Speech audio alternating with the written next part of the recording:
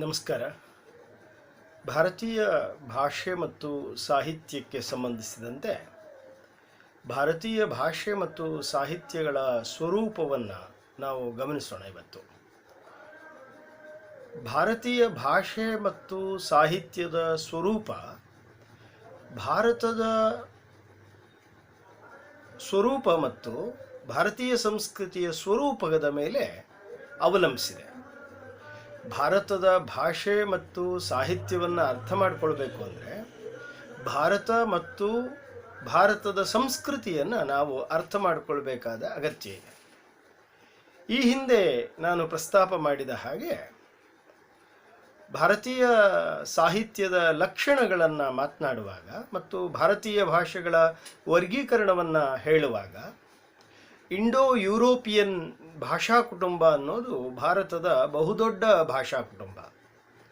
ಉತ್ತರದಿಂದ ಹಿಡಿದು ಮಹಾರಾಷ್ಟ್ರ ಮತ್ತು ಗೋವಾದವರೆಗೆ ಒಂದು ವಿಸ್ತೃತವಾದಂತಹ ಭೌಗೋಳಿಕ ವ್ಯಾಪ್ತಿಯನ್ನು ಕೂಡ ಅದು ಒಳಗೊಂಡಿದೆ.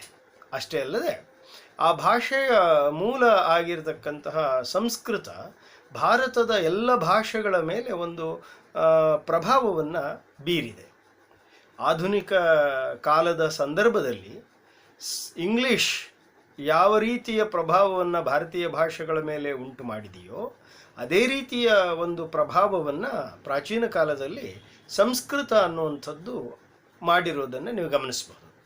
ಈ ಕುರಿತಂತೆ ಕೆಲವು ವಿದ್ವಾಂಸರ ಆ ಅಭಿಪ್ರಾಯಗಳನ್ನು, ಅಂದರೆ ಇಂಡೋ ಯುರೋಪಿಯನ್ ಭಾಷೆ ಮತ್ತು ಆ ಭಾಷೆಯ ನೆಲೆಗಳನ್ನು ಮತ್ತು ಅದರ ಹಿಂದು ಮುಂದುಗಳನ್ನು ನಾವು ಇವತ್ತು ಗಮನಿಸುವ ಪ್ರಯತ್ನ ಮಾಡೋಣ.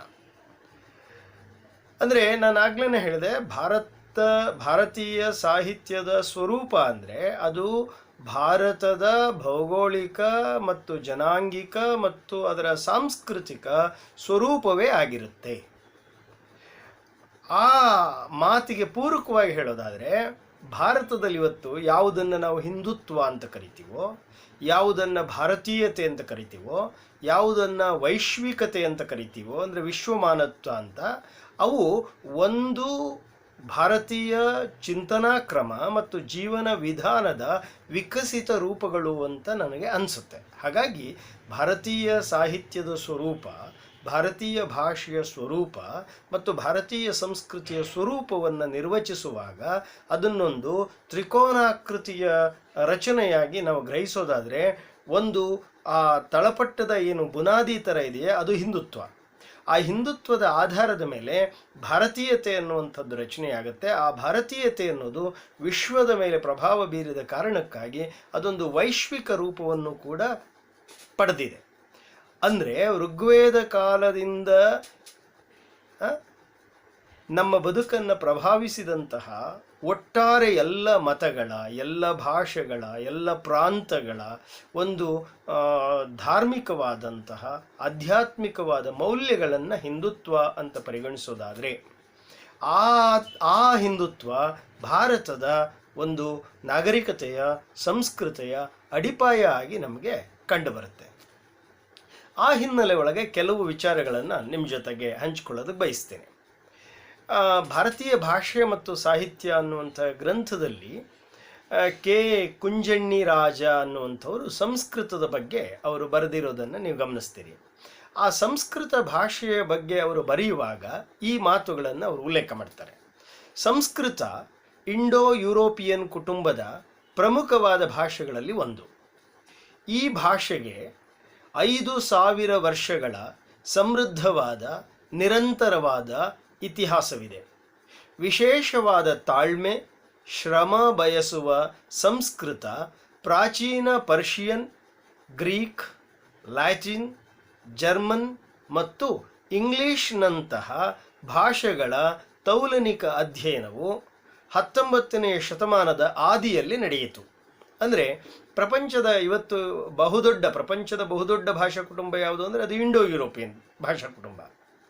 ಆ ಹಿನ್ನೆಲೆ ಒಳಗಡೆ ಅದು ಪ್ರಾಚೀನ Persian, Greek, Latin, German, English ಮತ್ತು ಸಂಸ್ಕೃತ ಈ ಎಲ್ಲ ಭಾಷೆಗಳು ಒಂದೇ ಕುಟುಂಬಕ್ಕೆ ಸೇರಿರತಕ್ಕಂಥವುಗಳಾಗಿರೋದ್ರಿಂದ ಆ ಸಂಸ್ಕೃತದ ಪ್ರಭಾವಕ್ಕೆ ಒಳಗಾದಂಥ ಭಾರತೀಯ ಭಾಷೆ ಮತ್ತು ಸಾಹಿತ್ಯ ಕೂಡ ಒಂದು ಜಾಗತಿಕವಾದಂತಹ ವ್ಯಾಪ್ತಿಯನ್ನು ಪಡೆದಿರೋದು ನೀವು ಗಮನಿಸಿದರೆ ಅದರ ವೈಶ್ವಿಕ ರೂಪ.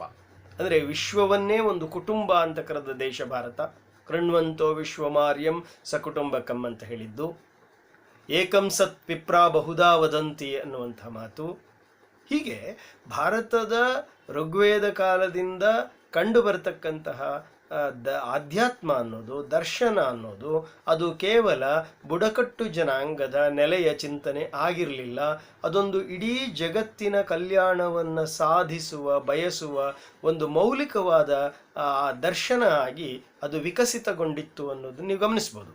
ಹೀಗೆ 19ನೇ ಶತಮಾನದಲ್ಲಿ ಪ್ರಾಚೀನ ಪರ್ಷಿಯನ್, ಗ್ರೀಕ್, ಲ್ಯಾಟಿನ್, ಜರ್ಮನ್ ಮತ್ತು ಇಂಗ್ಲಿಷ್ನಂತಹ ಭಾಷೆಗಳ ತೌಲನಿಕ ಅಧ್ಯಯನ ನಡೆದ ನಂತರ ಅವರು ಹೀಗೆ ಹೇಳ್ತಾರೆ, ಇದರ ಪರಿಣಾಮವಾಗಿ ವಿದ್ವಾಂಸರು ಇವೆಲ್ಲವುಗಳನ್ನು ಸಮಾನವಾದ ಮೂಲವೊಂದಕ್ಕೆ ಸಂಬಂಧಿಸಬಹುದೆಂದು ಅದನ್ನು ಪ್ರೋಟೋ ಇಂಡೋ ಯುರೋಪಿಯನ್ PIE ಅಂದರೆ ಪ್ರೋಟೋ ಇಂಡೋ ಯುರೋಪಿಯನ್ ಅನ್ನೋ ಹೆಸರಿನಲ್ಲಿ ಕರೆದಿದ್ದಾರೆ. ಸಾಮಾನ್ಯವಾದ ಒಂದು ನಂಬಿಕೆಯಂತೆ ಇಂಡೋ ಯುರೋಪಿಯನ್ನರ ಮೂಲ ವಾಸಸ್ಥಾನ ಕಪ್ಪು ಸಮುದ್ರದ ಉತ್ತರ ಭಾಗ ಮತ್ತು ಪಶ್ಚಿಮ ಏಷ್ಯಾದ ಪೂರ್ವ ಯುರೋಪು ಆಗಿತ್ತು ಮತ್ತು ಈ ಜನರ ಪ್ರಾಚೀನ ಭಾಷೆ ಅಂದರೆ PIE ಅಲ್ಪ ಸ್ವಲ್ಪ ಉಪಭಾಷಾ ವ್ಯತ್ಯಾಸಗಳನ್ನು ಹೊರತುಪಡಿಸಿದಂತೆ ಎಲ್ಲ ಒಳಗುಂಪುಗಳಲ್ಲೂ ತಕ್ಕ ಮಟ್ಟಿಗೆ ಏಕರೀತಿಯ ಮಾತಾಗಿತ್ತು.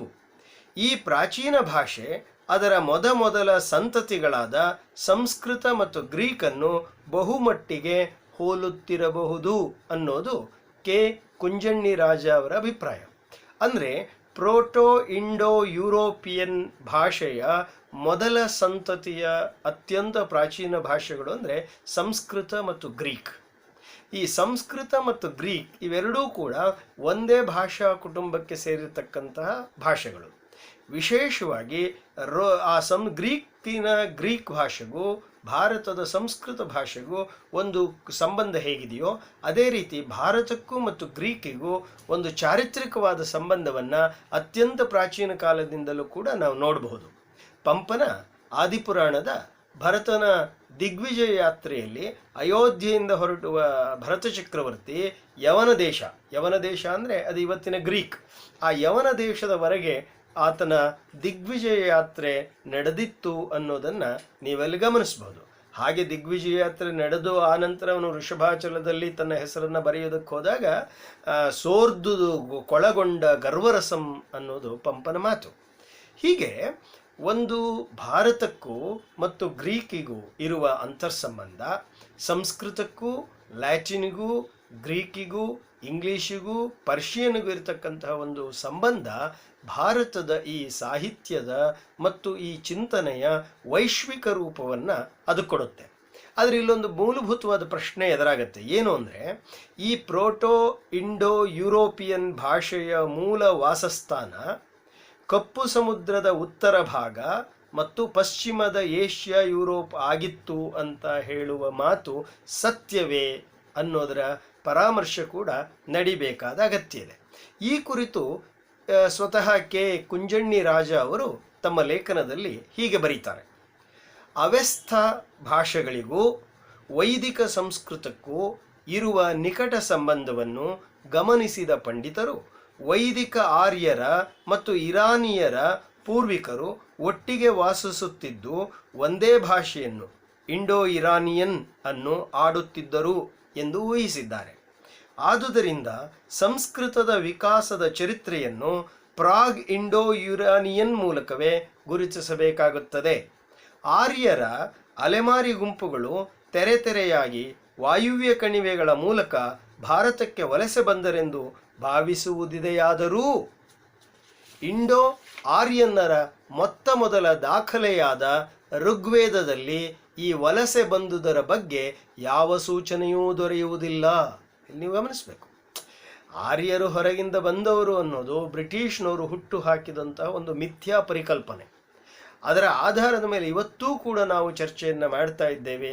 ಆರ್ಯರು, ದ್ರಾವಿಡರು ಅನ್ನೋದನ್ನು ಜನಾಂಗದ ಹೆಸರಿನಲ್ಲಿ ಚರ್ಚೆ ಮಾಡ್ತಿರುವಂಥದ್ದು ಒಂದು ಭ್ರಮಿತವಾದಂತಹ ಚಿಂತನ ಕ್ರಮ. ಆರ್ಯರು ಯುರೋಪಿನಿಂದಾಗಲಿ ಮಧ್ಯ ಏಷ್ಯಾದಿಂದಾಗಲಿ ಬಂದಿರುವಂಥವ್ರು ಅಲ್ಲ ಅನ್ನೋದು ಖಚಿತವಾಗಿರತಕ್ಕಂಥ ಅಭಿಪ್ರಾಯ, ಮತ್ತು ಆರ್ಯ ಅನ್ನೋದು ಒಂದು ಜನಾಂಗದ ಹೆಸರಲ್ಲ ಅನ್ನೋದು ಈಗಾಗಲೇ ನಿಶ್ಚಿತವಾಗಿರತಕ್ಕಂತಹ ಮತ್ತು ಸ್ವೀಕೃತವಾಗಿರತಕ್ಕಂಥ ಅಭಿಪ್ರಾಯ.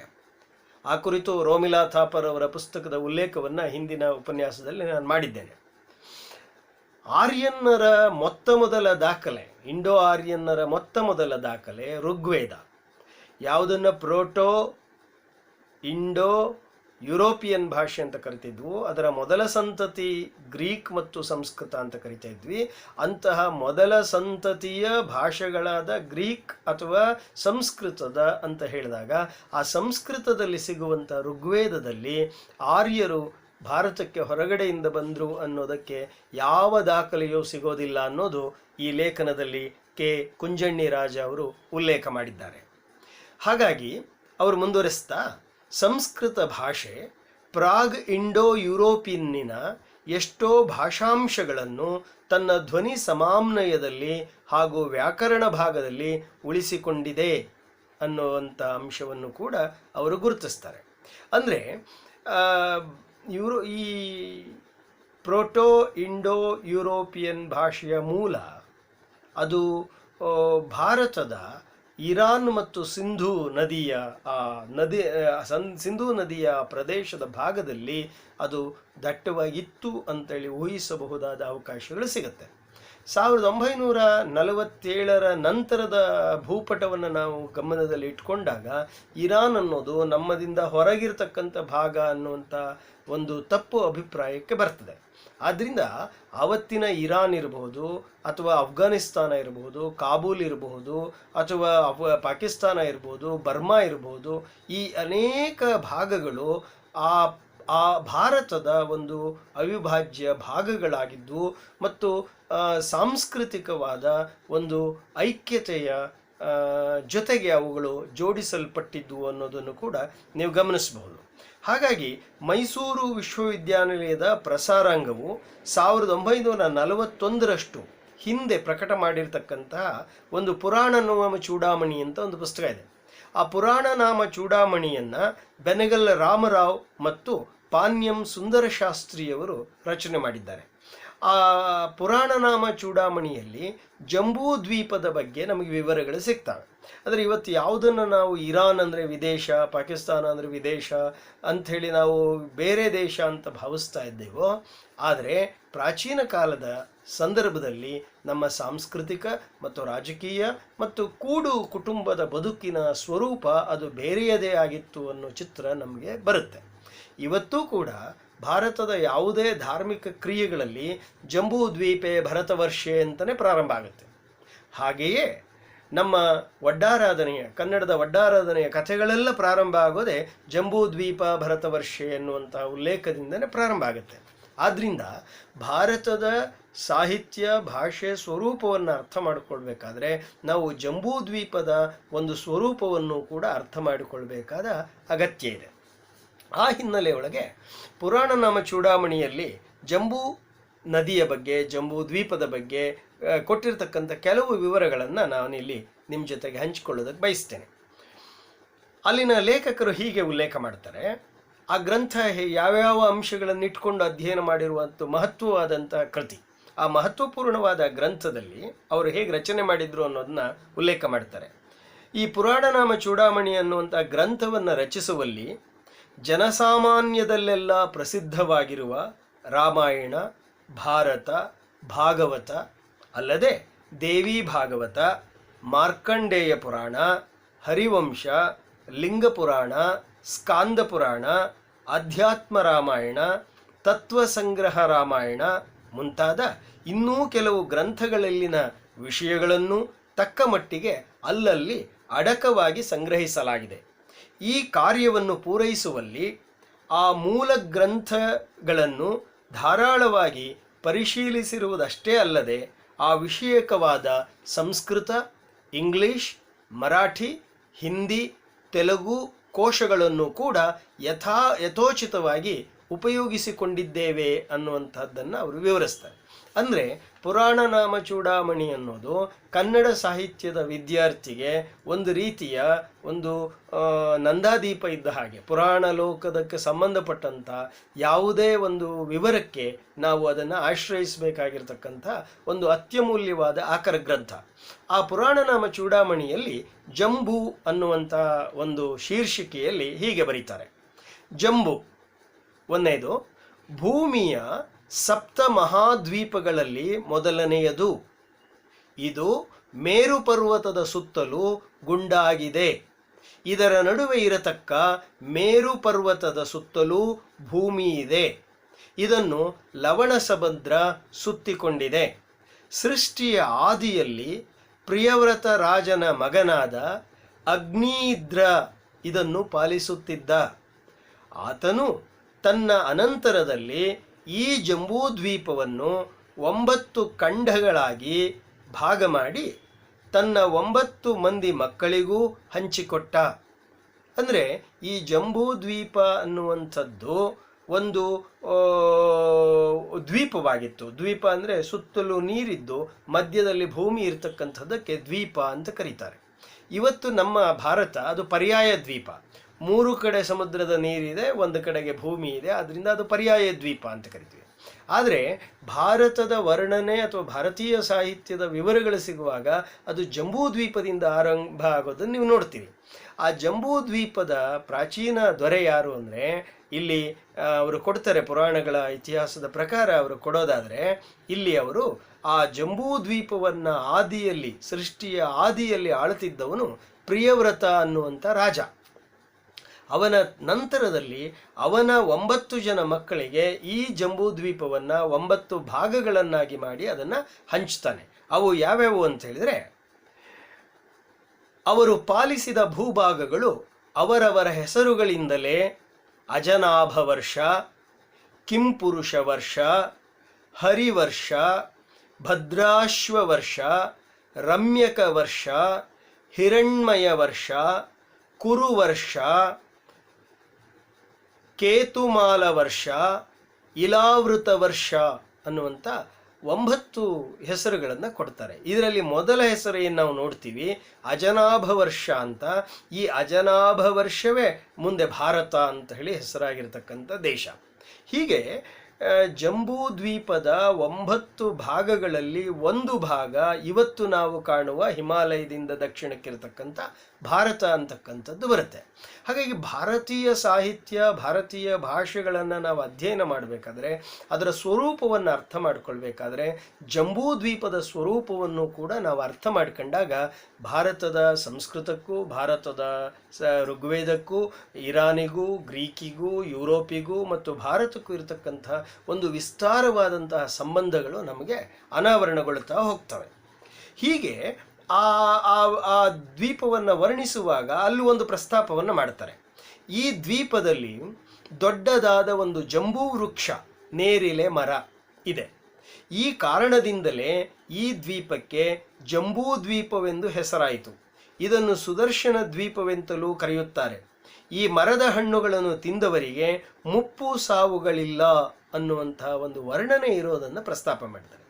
ಈ ಮುಪ್ಪು ಮತ್ತು ಸಾವುಗಳಿಲ್ಲ ಅನ್ನುವಂಥ ಒಂದು ಮಾತನ್ನು ನೀವು ಗಮನಿಸಿದರೆ, ಈ ಮುಪ್ಪು ಮತ್ತು ಸಾವುಗಳಿಲ್ಲದಂಥ ಬದುಕು ನಮ್ಮದಾಗಬೇಕು ಅನ್ನೋದು ಇಡೀ ಭಾರತೀಯ ಸಾಹಿತ್ಯದ ಒಂದು ಪ್ರಮುಖ ಆಶಯ. ಕೇವಲ ಭಾರತೀಯ ಸಾಹಿತ್ಯದ ಪ್ರಮುಖ ಆಶಯ ಅಲ್ಲ, ಭಾರತೀಯ ಜೀವನದ, ಭಾರತೀಯ ಸಂಸ್ಕೃತಿಯ ಒಂದು ಬಹುದೊಡ್ಡ ಕನಸು ಯಾವುದು ಅಂದರೆ ಸಾವಿಲ್ಲದ, ಮುಪ್ಪಿಲ್ಲದ ಆ ಮೋಕ್ಷವನ್ನು ಗಳಿಸಬೇಕು ಅನ್ನೋದು.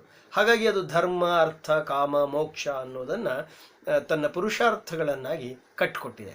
ಯಾವುದೇ ಹಳ್ಳಿಗೆ ಹೋದರೂ ನೀವು ಹಳ್ಳಿಯ ಯಾವುದೇ ಅಕ್ಷರ ಗೊತ್ತಿಲ್ಲದಿರುವ ಹಿರಿಯರಿಗೆ ನೀವು ನಮಸ್ಕಾರ ಮಾಡಿದರೆ ಅವರು ಮಾಡುವ ಆಶೀರ್ವಾದ ಯಾವುದು ಅಂದರೆ ಅಜರಾಮರರಾಗಿರ್ರಿ ಅಂತ.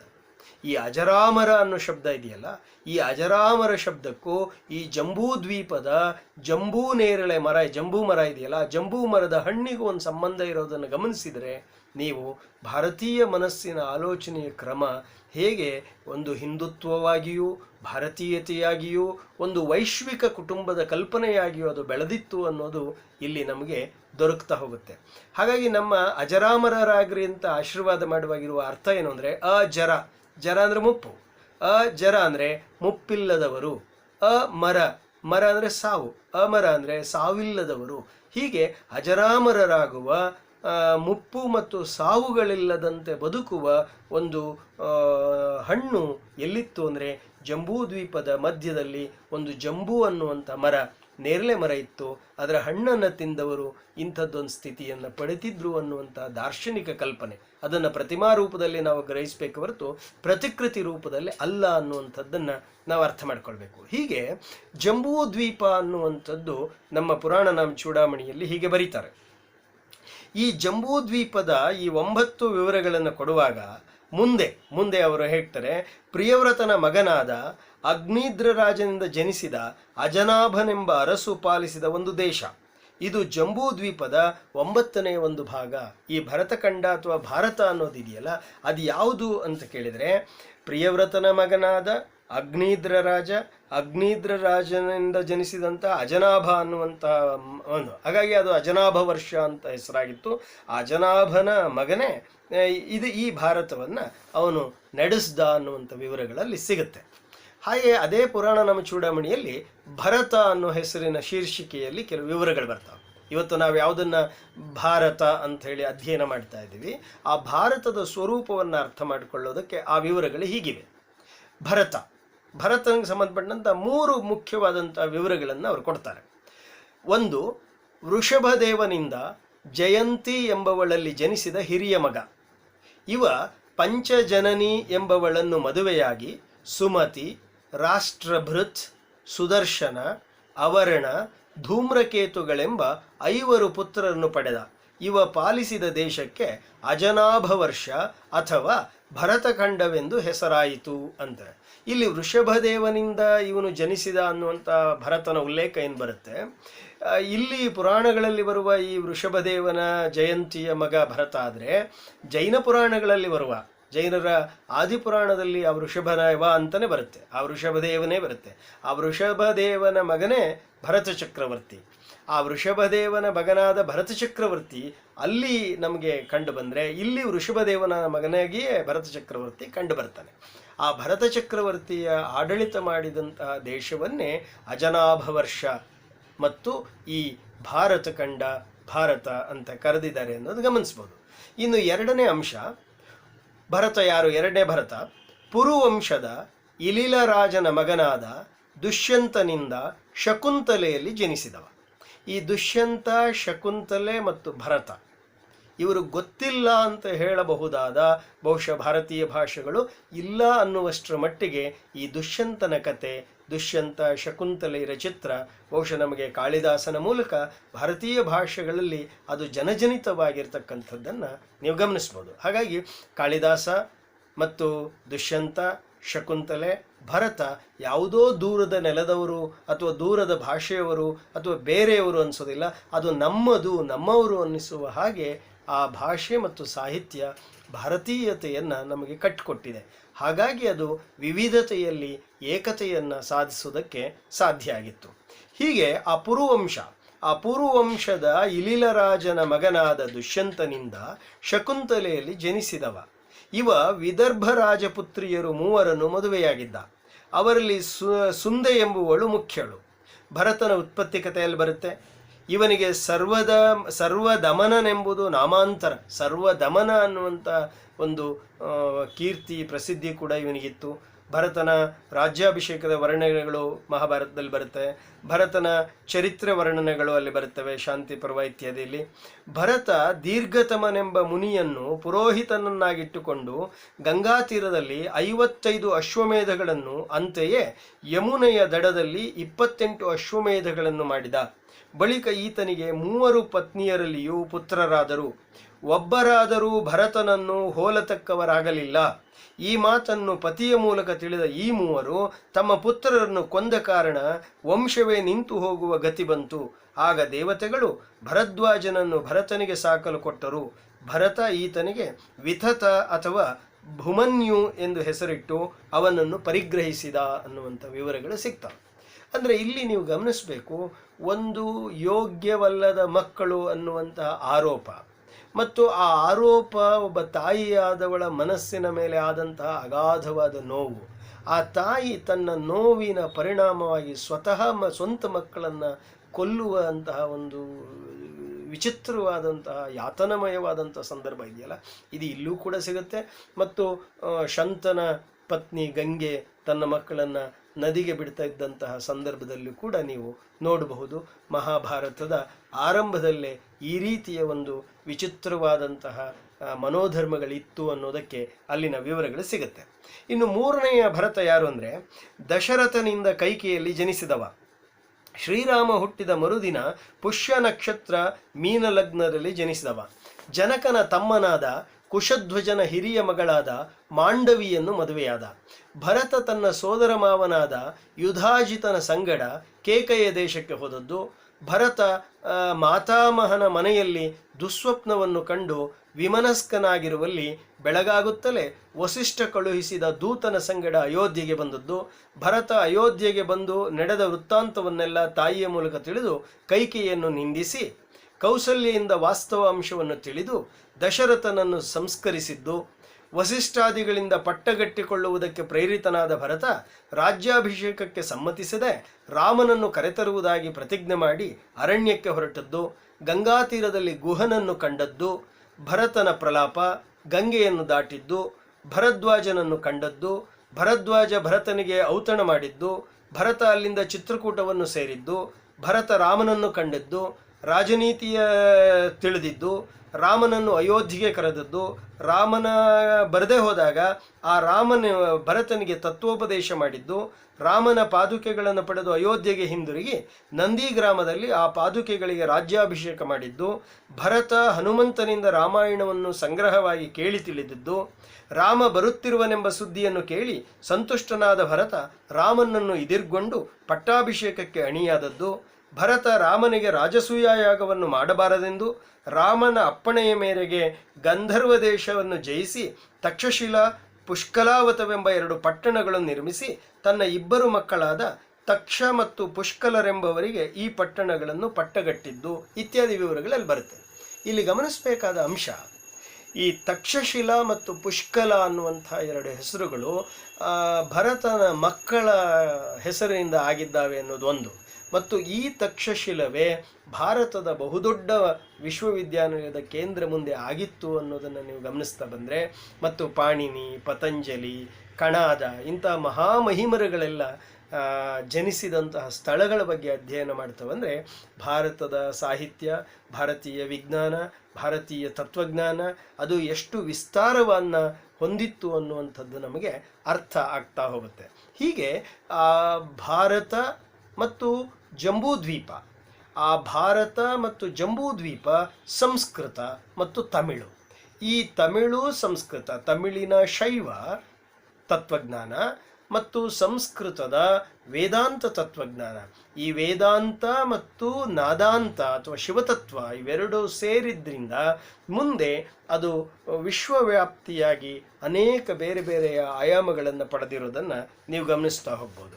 ಹೀಗೆ ಆ ಭರತಖಂಡ ಅನ್ನುವಂಥದ್ದು ಹೇಗೆ ವಿಸ್ತಾರವಾಗಿತ್ತು ಅನ್ನುವಂಥದ್ದು ಅದು ವರ್ಣನೆಗಳನ್ನು ಕೂಡ ಮತ್ಸ್ಯ ಪುರಾಣದ ವರ್ಣನೆಯನ್ನು ಹೀಗೆ ಉಲ್ಲೇಖ ಮಾಡ್ತಾರೆ ಪುರಾಣ ನಮ್ಮ ಚೂಡಾಮಣಿಯಲ್ಲಿ.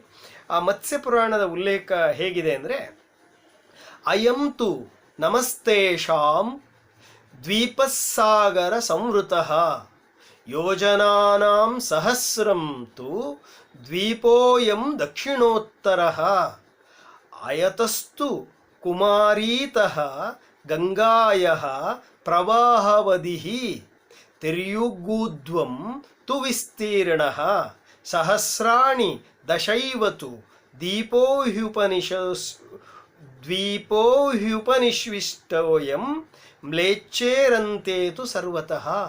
ಈ ವರ್ಣನೆಯನ್ನು ನೀವು ಗಮನಿಸಿದರೆ ಮತ್ಸ್ಯ ಪುರಾಣದಲ್ಲಿ ಬರುವ ವರ್ಣನೆ ಯೋಜನಾನಾಂ ಸಹಸ್ರಂತು, ಆ ದಕ್ಷಿಣದ ಸಮುದ್ರದಿಂದ ಆ ಉತ್ತರದವರೆಗೆ ಸಾವಿರಾರು ಯೋಜನೆಗಳಷ್ಟು ವಿಸ್ತಾರವಾಗಿತ್ತು ಅಂತ ಹೇಳುವ ಮತ್ಸ್ಯಪುರಾಣದ ವರ್ಣನೆಯಾಗಲಿ, ಕಾಳಿದಾಸನ ವರ್ಣನೆಯಾಗಲಿ, ಇವೆಲ್ಲವೂ ಕೂಡ ಕನ್ಯಾಕುಮಾರಿಯಿಂದ ಹಿಮಾಲಯದವರೆಗೆ ಒಂದು ಸಾವಿರಾರು ಮೈಲಿಗಳಷ್ಟು ದೂರದ ಒಂದು ವಿಸ್ತೀರ್ಣವಾದಂಥ ದೇಶ ಭಾರತ ಆಗಿತ್ತು ಅನ್ನುವಂಥ ವರ್ಣನೆಯನ್ನು ಅತ್ಯಂತ ಪ್ರಾಚೀನ ಕಾಲದಲ್ಲೇ ಕಟ್ಟಿಕೊಡ್ತಾರೆ. ಭಾರತ ಒಂದು ದೇಶವಾಗಿರಲಿಲ್ಲ, ಭಾರತೀಯತೆ ಅನ್ನೋದು ಬ್ರಿಟಿಷರು ಬಂದ ನಂತರದ್ದು ಅಂತ ಹೇಳುವಂಥ ಎಲ್ಲ ವಾದಗಳು ಕೂಡ ಅವು ಪಾಶ್ಚಾತ್ಯ ಪ್ರಣೀತವಾಗಿ ಹುಟ್ಕೊಂಡಂಥ ವಾದಗಳು. ಆದ್ದರಿಂದ ಭಾರತೀಯ ಸಾಹಿತ್ಯ ಮತ್ತು ಭಾಷೆಗಳನ್ನು ಅಧ್ಯಯನ ಮಾಡ್ತಾ ಹೋದಾಗ, ಮೂಲ ಗ್ರಂಥಗಳನ್ನು ನಾವು ಅಧ್ಯಯನ ಮಾಡ್ತಾ ಹೋದಾಗ ನಮ್ಮ ಭಾರತದ ಸ್ವರೂಪ, ಭಾರತೀಯ ಭಾಷೆಗಳ ಸ್ವರೂಪ, ಭಾರತೀಯ ಸಾಹಿತ್ಯದ ಸ್ವರೂಪ ಮತ್ತು ಭಾರತೀಯ ಸಂಸ್ಕೃತಿಯ ಸ್ವರೂಪ ನಮಗೆ ಅರ್ಥ ಆಗುತ್ತೆ. ಉಳಿದಿದ್ದನ್ನು ಮುಂದಿನ ಭಾಗದಲ್ಲಿ ಗಮನಿಸೋಣ.